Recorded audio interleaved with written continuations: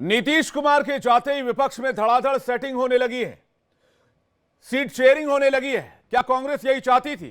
क्या नीतीश का मंच छोड़ना किसी के प्रपंच का हिस्सा था?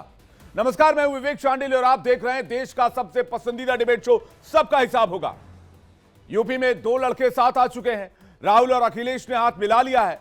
फिर दिल्ली, हरियाणा, गुजरात और गोवा में कांग्रेस और आम आदमी पार्टी में सीट शेयरिंग हो गई है। आखिर ये तेजी उस वक्त क्यों नहीं दिखी जब नीतीश कुमार सबको एक मंच पर लाने की जुगत कर रहे थे?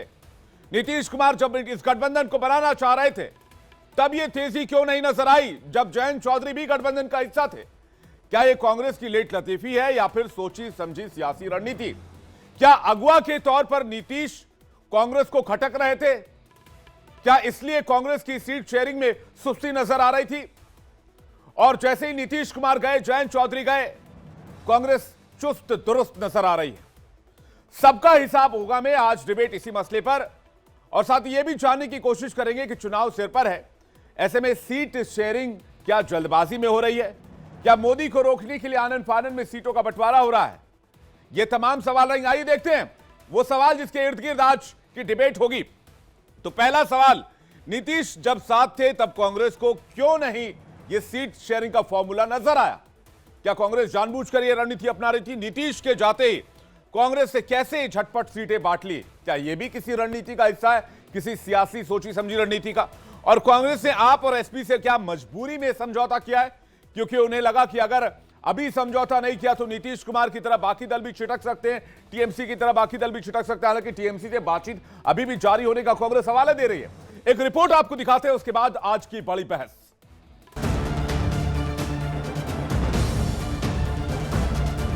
चोर चोर मौसेरे भाई, और यही हो रहा है अब दिल्ली में आम आदमी पार्टी और कांग्रेस के बीच। लगता है कांग्रेस नीतीश के जाने का इंतजार ही कर रही थी। नीतीश गए और कांग्रेस फुल एक्टिव हो गई। यूपी में अखिलेश के साथ सीटों पर बात बनी, उसके तुरंत बाद आप के साथ भी बात फाइनल हो गई। आम आदमी पार्टी शुरू से ये स्पष्ट करती आई है कि हम इंडिया गठबंधन का हिस्सा हैं और हम साथ में ही चुनाव लड़ेंगे।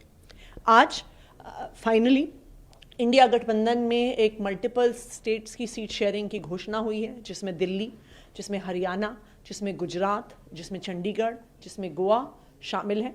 और मुझे खुशी है इस बात की कि इंडिया गठबंधन इन सारे राज्यों में मजबूती से चुनाव लड़ेगा। हमने पहले भी कहा था कि हमारा हाईकमान जो भी निर्णय लेगा वो कांग्रेस के तमाम कार्यकर्ताओं को मंजूर होगा।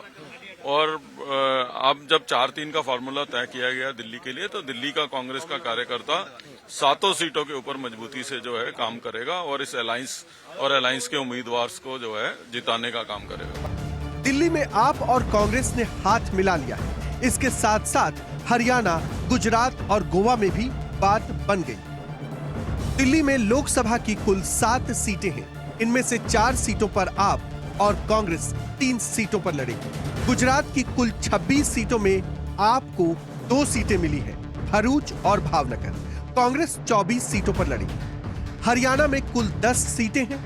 इनमें 1 सीट कुरुक्षेत्र पर आम आदमी पार्टी का प्रत्याशी लड़ेगा। बाकी 9 सीटों पर कांग्रेस अपने प्रत्याशी उतारेगी। गोवा में कुल 2 सीटें हैं, दोनों पर कांग्रेस लड़ेगी। चंडीगढ़ में कांग्रेस लड़ेगी। पंजाब में कुल 13 सीटें हैं, यहां आम आदमी पार्टी और कांग्रेस अलग अलग लड़ेगी। पंजाब में आप और कांग्रेस के बीच डील फाइनल नहीं हुई। दलील है कि यहां बीजेपी से कोई खतरा है ही नहीं, ऐसे में यहां गठबंधन की दरकार नहीं। देखिए, पंजाब की परिस्थिति ऐसी है कि पंजाब के अंदर भारतीय जनता पार्टी है ही नहीं। पंजाब में या तो आम आदमी पार्टी है या कांग्रेस है, तो इसलिए कोई खतरा पंजाब से नहीं है कि पंजाब की वजह से भारतीय जनता पार्टी की सरकार 24 में बन सकती है। इसलिए बाकी जगहों पे गठबंधन किया गया और लोकल यूनिट्स का दोनों का ही फीडबैक था, एक नहीं कि एक का था।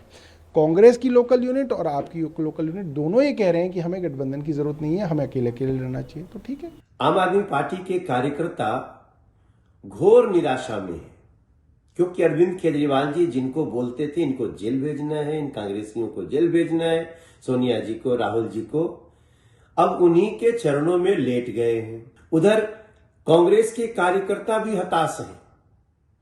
जिन कांग्रेस को गाली दे देकर 15 साल की सत्ता से हटाया था अरविंद केजरीवाल ने और आम आदमी पार्टी ने, आज वही अरविंद केजरीवाल राहुल गांधी जी के साथ रोटियां तोड़ रहे हैं। नीतीश जब जोड़ रहे थे तब कांग्रेस इधर उधर दौड़ रही। जैसे ही नीतीश गए कांग्रेस की मानो बाछें खिल गई, झटपट सीटों पर सेटिंग हो गई। तो क्या कांग्रेस नीतीश के जाने का इंतजार कर रही थी या नीतीश गए तब कांग्रेस को अक्ल आई? चुनाव सिर पर है और अब जाकर कांग्रेस सीटें बांट रही है। क्या कांग्रेस फिर लेट हो गई है? Bureau report, India daily live.